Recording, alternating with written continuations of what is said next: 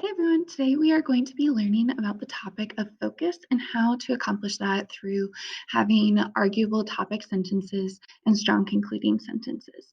So, your objective for this lesson is to be able to write a focused topic sentence and concluding sentence and carry that argument throughout your analysis paragraph.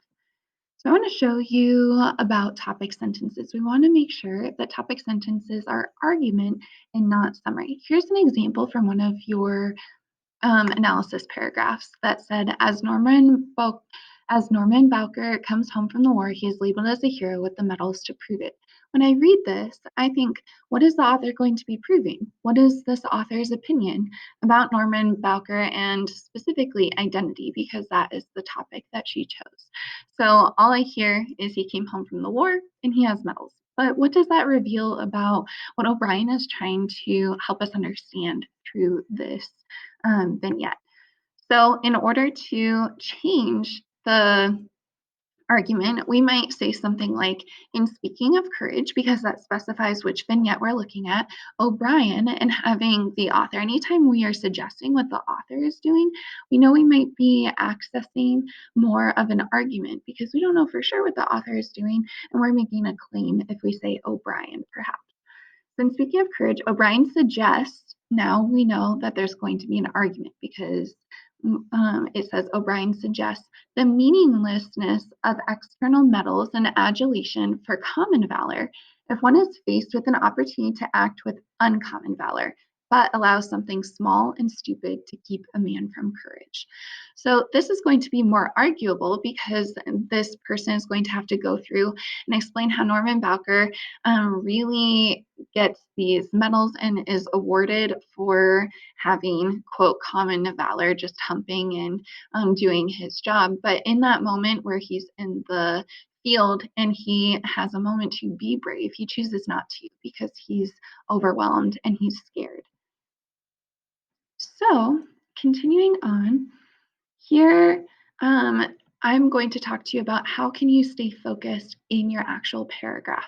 So if this is the argument that we're going to be making, how do we stay focused on this topic? Well, first off, at the end of writing, make sure that you go back and question everything you've written. Ask yourself, is every quote and every piece of commentary going to be exploring and staying focused on this topic, proving that idea that common valor is meaningless compared to the courage it takes in a moment to have uncommon valor, even if no one sees it? Is everything in my paragraph going back and talking about this? Now, I know you guys are excited to talk about so many different things. You really want to try to stay as focused and specific as possible. Another way you can make sure that you're staying focused is you're not just device hunting. You're not just pulling out, oh, here's some juxtaposition just because you're excited and you saw it in the text and you knew what that was and you want to talk about it. Instead, think about how is O'Brien using, for example, characterization or internal dialogue in this example to reveal this conflict in Norman Bowker. That's going to help you really explain your argument and support it using textual evidence. So, how do you write a concluding sentence? You don't want to just completely repeat everything in your topic sentence. You want to have some sort of summation and you want to connect it to your theme topic of ultimately why does this matter? So, here's a way that I've written this as a conclusion. It says, while Norman Bowker received medals that proclaimed his valor to the world, he was haunted by how he had not been so brave as he wanted to be, which suggests, and then here is that ultimate theme statement of like, why is this important? Why does it matter? Which suggests true courage happens when we choose to do what is right, even in the face of our fears. So, our concluding sentence should remind us of what was proven and the overarching message of the passage. So, here I kind of remind my readers about what I talked about when it came to Norman Bowker. And then at the very end, I suggest that overarching meaning about courage. What is that thing that we're going to take away from this? And how does this apply to our own lives? Well, it applies to our own life because we might have opportunities or experiences where we have to choose to do what is right and be courageous, even when no one is watching, and even if it goes in the face of our fears.